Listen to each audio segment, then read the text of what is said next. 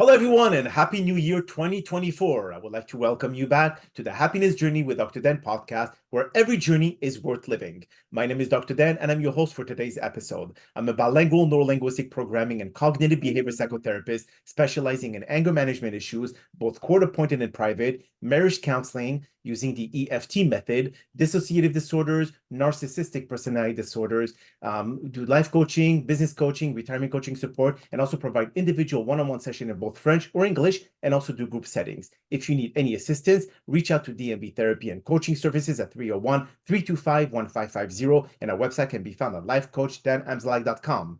Today, I'm very excited to have for our 8th episode of season 19, a very special guest and pain management expert, John Fitzgordon. And just like every of my past episode, I will leave it up to the guests to properly introduce themselves, as no one can do a better job. John, the floor is yours. Thanks so much, Dan. Thanks for having me on your show. I really appreciate it. So I am a pain management specialist, and I was my first client, and that is where my story begins. In my early 30s, I started doing yoga, and I had done it when I was a very little kid. My mother forced me to do it, and I didn't really love it at the time. But when I got to yoga in my 30s, I felt like I was home. And I got into it very quickly, started doing it 6 days a week. Got pretty advanced pretty quickly. And it turns out I was advanced because I'm hypermobile in my joints. My joints are very loose. So I was able to do very cool yoga tricks, put behind my head and all sorts of things like that. And everything went great for like 2 years before my knees started to hurt. And the place I was taking yoga, they didn't teach you how to do it. They just said, do it, and do it as deeply as you could. So in the long run, I ended up really hurting my knees, and I had 3 knee surgeries. And following so every surgery, doctor, physical therapy, surgery, physical therapy, back to the doctor with another injury. After the 3rd surgery, same thing. And I was back on the yoga mat, ready to start again. And one of my teachers asked me, so what are you doing to prevent a 4th surgery? And that was it. That was my wake-up call. I realized nothing. I am going to be back here again. I didn't really understand what hypermobility was at the time. I started studying posture and walking. I would say I didn't even understand hypermobility until I was teaching walking for a couple of years and started to realize that all of my clients were similar to me. All of my clients fit into 2 categories, usually either highly sensitive people who don't react well to surgeries, medicines, injections, or hypermobile people who very often don't even know, like myself, don't even know they're hypermobile. So once I got myself healed, I said, I think I want to start teaching people how to walk the way I'm walking now. And it all just grew out of that. It was a blessing I hate to say it, but it was a blessing to hurt my knees and have 3 knee surgeries. And over 20 years later, I am pain-free and fully active. Truth is, I get injured because I'm too mobile. So I get injured, but now I know how to heal. And I also have an awareness of what my injury is, so that healing, I can be patient about how long it might take to heal. Wow. But hold on. So when you say injury, are they because you're doing yoga, or is it doing another sport? What really causes you to get injured? Great question. I can literally step wrong off of the curb, and because my ankles are so loose, just trip and sprain my ankle. Oh, wow. A while back, I wanted to start weightlifting because I really believe in weightlifting, but I have always had trouble with weightlifting because I would get injured. And I started weightlifting again and immediately injured my elbow. And this time I was really intent on figuring it out. And a few months later, I have figured it out. So I'm still lifting, and I'm not lifting a lot, but I'm still lifting, and I'm no longer injured. So for me, it's, about 2 years ago, I developed tennis elbow that I think was from cooking the way I cooked. Took me a long time to heal from that, but healed it. So anyone who is hypermobile, just the looseness of the joints makes injury so easy to happen. But once you know how to take care of yourself, like one of the reasons I get injured is because I'm really active. And that's what I want to be. That was one of the things that scared me so much going through the knee surgeries. I really thought, oh my God, I'm never going to do yoga again, let alone, play with my kids, right? It was just this incredible process of fear that I was never going to be able to move. And here I am, I move a lot, and I accept the fact that because of my hypermobility, I might get injured. I don't really concern myself with it. I just know that when I do get injured, I'll be able to heal. So is it like the ACL, the meniscus? Is it torn ligament? Is it like joints? What really do you tear? So my three surgeries, the first one, it wasn't an actual. So yoga set me up for all of these things. Okay. I was playing softball, Okay. and your classic meniscus injury is plant and twist. So I Correct. was playing softball and playing third base. I turn, someone hits the ball down the foul line.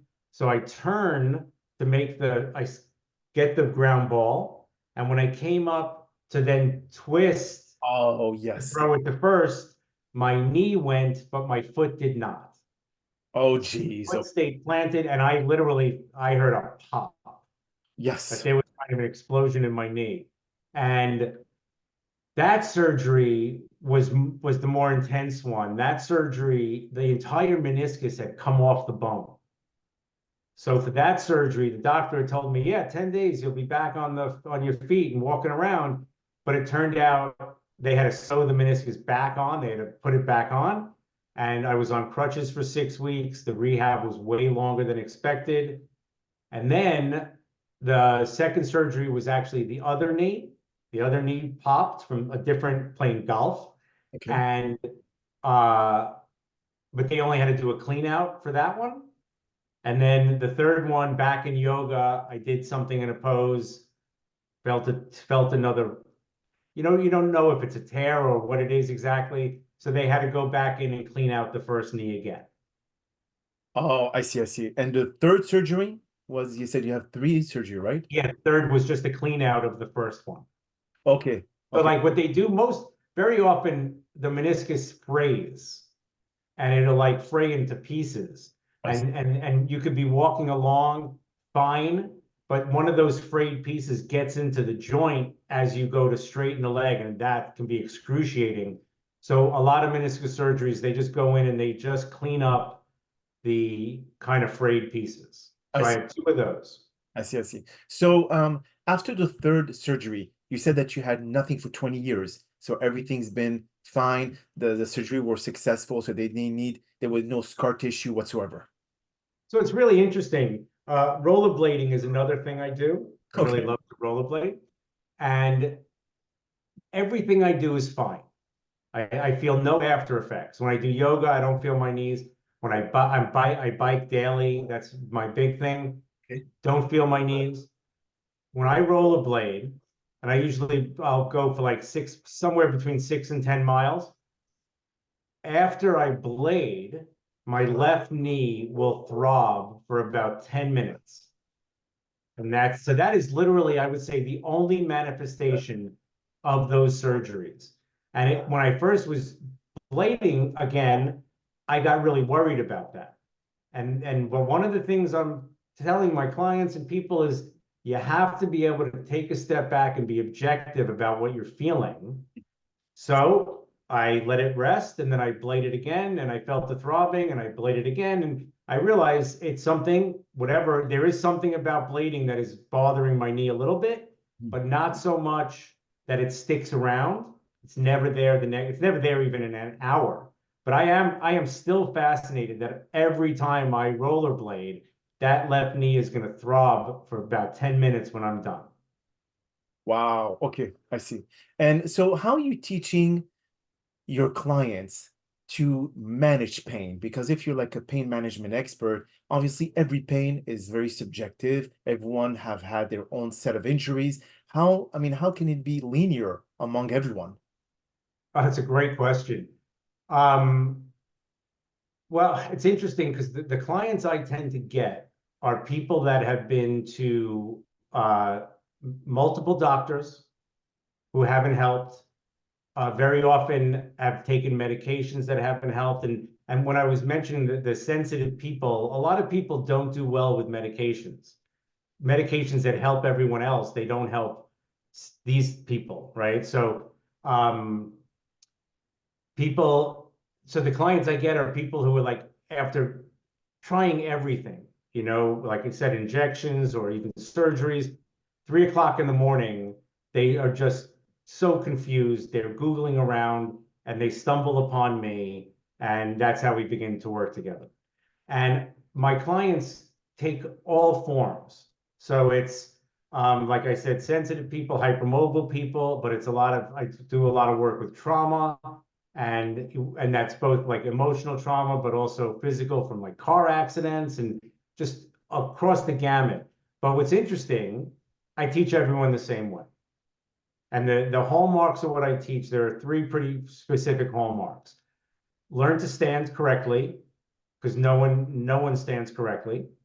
I keep waiting for someone to show up in my office and stand well, and no one does. Learn to walk correctly, because no one, one of my phrases, who taught you how to walk?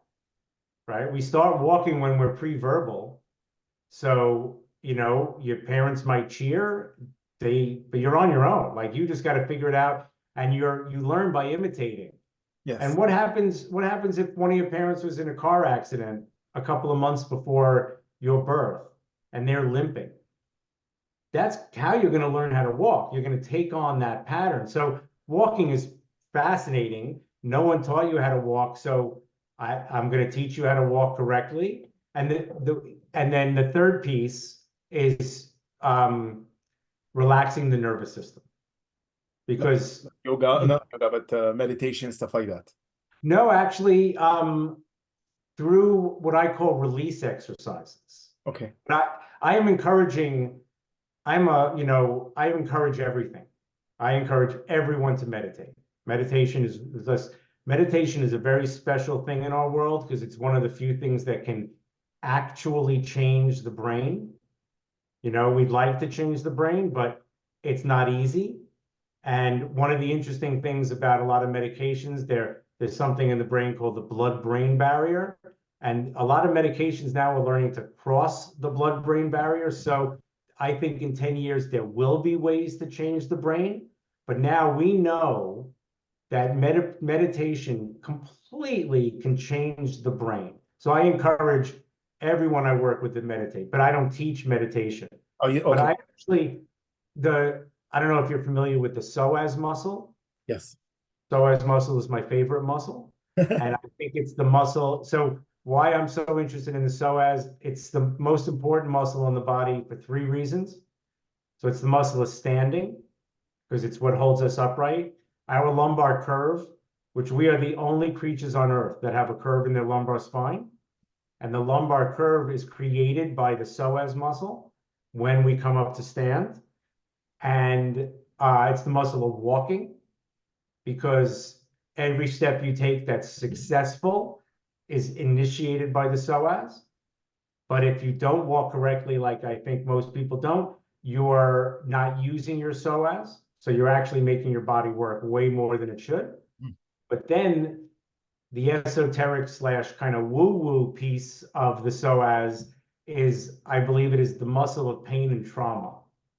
And what I mean by that, and this is definitely esoteric, when I'll use a car accident for instance, because the car accident is fast and furious, right? It just happens.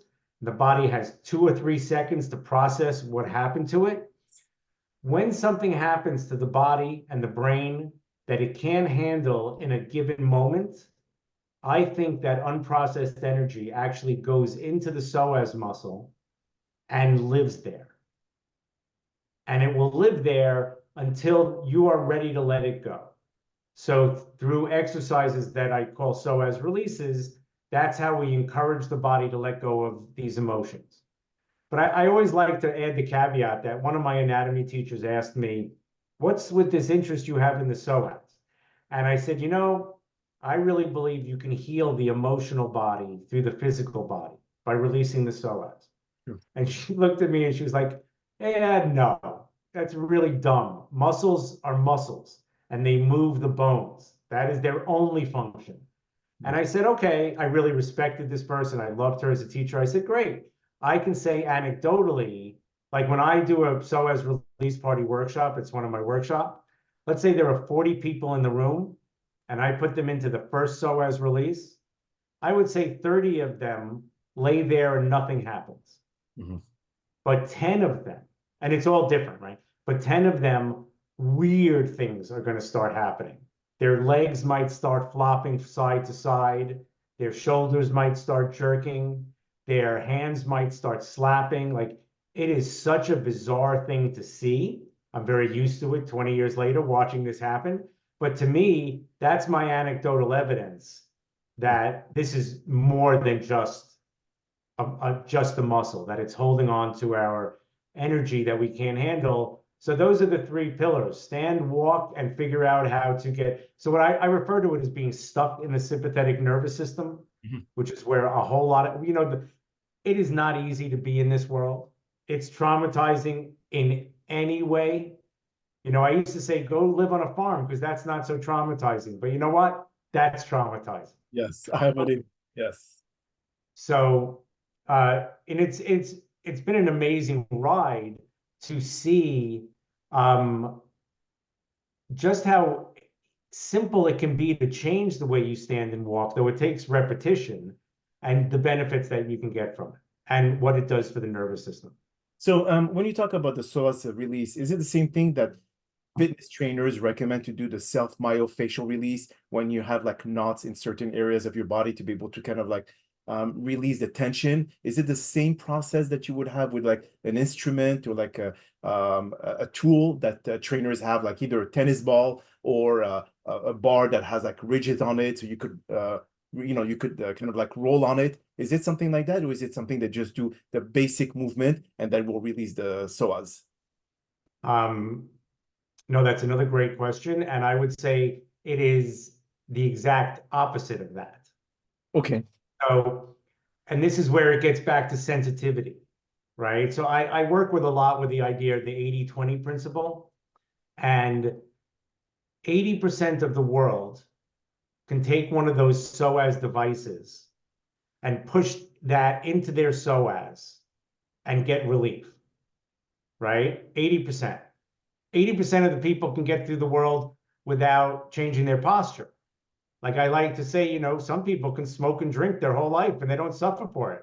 Not everyone, right? So that other 20%, when they go to use one of those devices and they go to put pressure on the psoas or they go to a doctor's, they can have the most adverse effects, especially when we're talking about trauma and physical trauma. It can trigger the worst effects. It can make whatever you're going through a lot worse. And that happens a lot. So what I'm teaching is passivity. One of the main things I teach is something called constructive rest position. And it's been out there. I certainly didn't invent it. A woman named Lulu Swigart did. Like the Alexander technique, which is another body work method. They love this position. And it is literally doing nothing. Just laying on your back, the knees bent, feet flat to the floor. You tie a belt around your thighs. You sit there for 15 minutes, 30 minutes. I literally have clients who are doing it for 3 hours a day. Oh boy, this is like Right? dialysis. Well, they're doing it while they're watching TV at night. Okay. So, but I turn them on to it and I say, look, you're going to start doing this 15 minutes every day. If you have trouble sleeping, you're going to do it 15 minutes before you go to sleep. Okay. If you have trouble waking up, you wake up in pain, you're going to do it 15 minutes when you wake up. But it's kind of crazy. People fall in love with this shape and they end up, okay, well, my husband's on the couch. I'm laying on the floor in constructive rest for a few hours while we watch a movie. So, and it's a wild, and there are other different releases, but they're all based around the same thing. They're all based around passively releasing the psoas. Because one of the things about the psoas, it's on 24/7. Yes. It's never shuts off. Like your pelvic floor never shuts off. The psoas, there are certain muscles that never shut off. So if you believe in what I'm saying about trauma living in a muscle, how is that trauma going to leave if that muscle never relaxes? So That's it. that's the idea of these poses, to get the psoas to relax and kind of invite it to let go of all this stuff it's been holding on to. So, so you're more in the holistic approach. Obviously, you want to weed them off of any opioids or medication that deals with the pain, etc. Is it really the sole purpose of that, John? I mean, to have them to weed off medication, or do you kind of offer them alternatives, maybe going natural, maybe using naturopath, whatever it is? What is your approach, or what is your perspective to that? My approach is that I want to complement anything they're doing and what they're working with. Okay. So I certainly don't, if I work with someone who's on anxiety medication, I am not going to tell them to stop taking their medication. That's just not what I do. I might say, if this work works for you over the next year or so, you might find that you can trail off maybe, right? But with the help of with a professional. Okay. I work with people so I take a very varied approach. I work with people, and this was yesterday, someone who has severe migraines Okay. and is on, if you're on migraine medications, they're really powerful. Yeah. And very often they're like injections.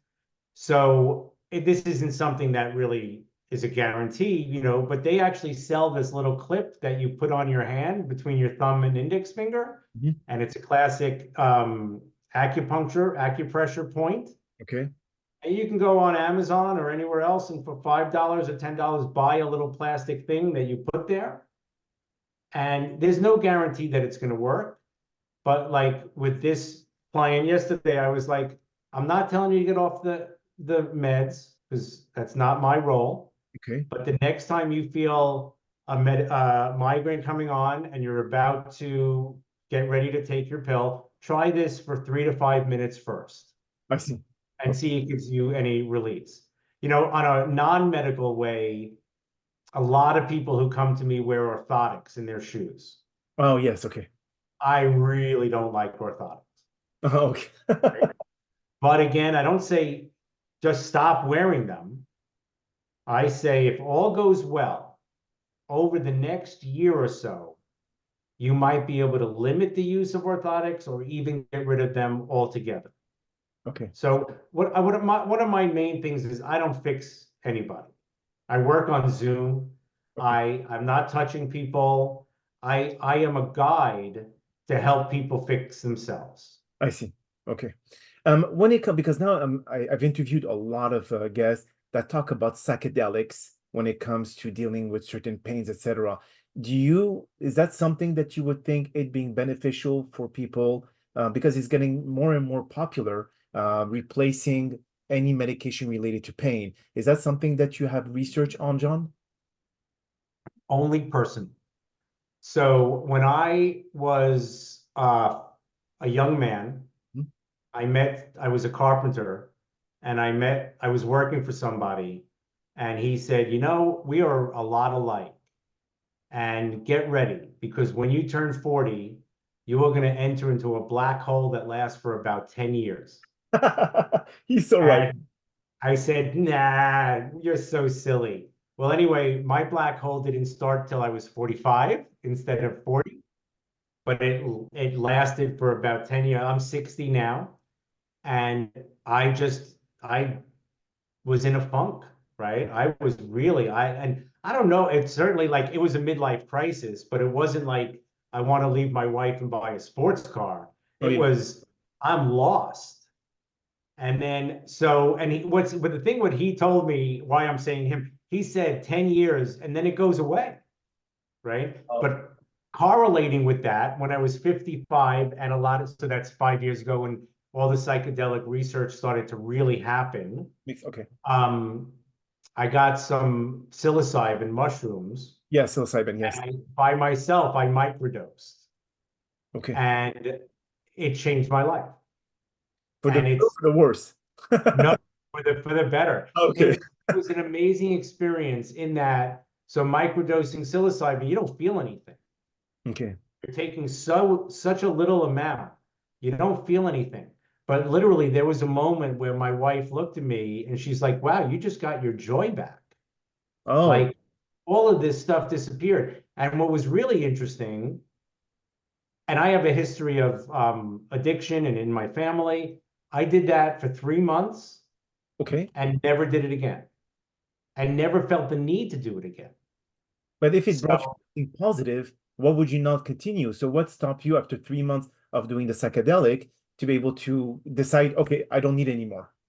I can't even say there was a particular reason because I still had some. It just felt like, wow, this really served its purpose, and I moved on.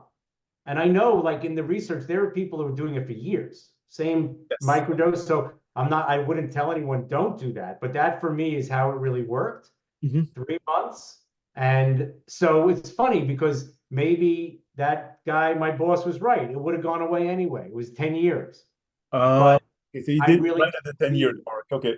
yeah, but I do believe it was part of that journey out of that darkness, and it worked.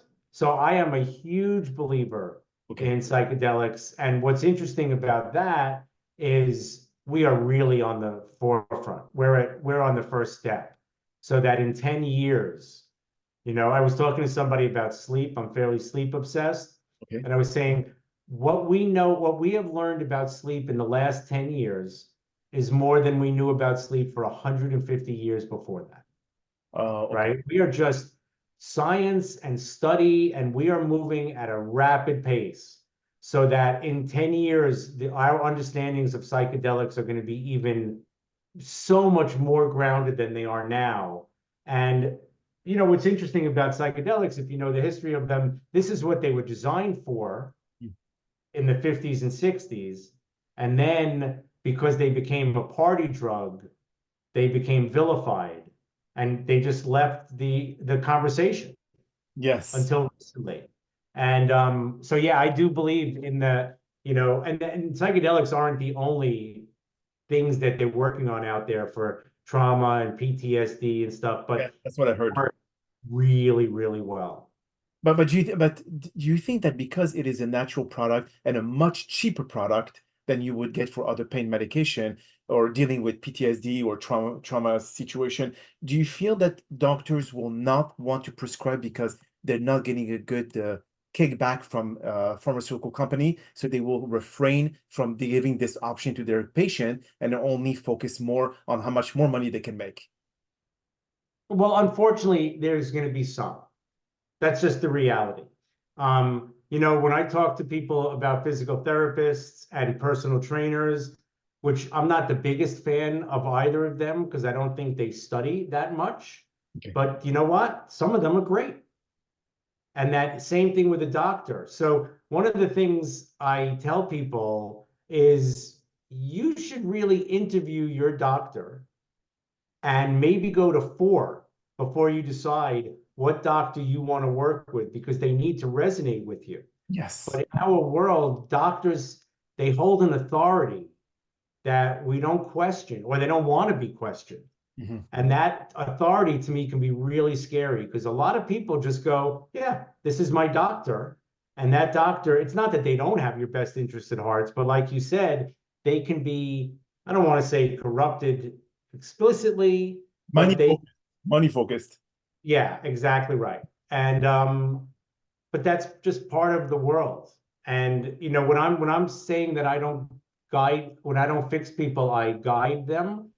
That's also part of it, is just how do you develop the awareness to fix yourself? And the name of my program is Be Your Own Healer. That, no one is really going to fix you. They're going to help you. But the more you get involved in your own healing process, the more likely the healing is going to stick. Beautiful. So, before we conclude, where can our listeners find you, John, in case they need some advice or doing some of the Solas release and all of those the things that you're providing? Yeah, I have a lot of resources out there. My website is corewalking.com, CoreWalking.com. I have a YouTube channel under the same name. Okay. We have a lot of videos. And I have a lot of free ebooks when you go to my website that give you more insight into my learning. And I have just a whole number of pain programs. Beautiful, beautiful. Well, Jonathan, on that note, that's all the time that we have for today's podcast. And I really appreciate you taking the time out of your very busy schedule to join us. And thank you again and for inspiring our many listeners with your incredible story and knowledge. Now, we hope that you've all enjoyed today's episode. And I'm so very excited about the many upcoming guests that we have scheduled for season 19 of the Happiness Journey podcast, filled with inspirational knowledge, just like the one that you listened today. Now, here are some concluding words of wisdom. In your chronic pain journey, your strength is truly inspiring. Each day, you face unimaginable challenges with remarkable courage. Acknowledge the pain, but know that your endurance defines you, not the pain itself. Your resilience is a beacon of hope and an inspiration to those around you. In adversity, you mastered adaptation, finding joy in small moments. You're not alone, and reach out there for support. Your vulnerability is courage, inviting others to share in your triumph. Amid the ebb and flow of pain, may you discover solace, joy, and inner peace. Your extraordinary spirit will overcome and find fulfillment. My name is Dr. Dan Amzallag, and you may all keep pursuing your amazing journey in life.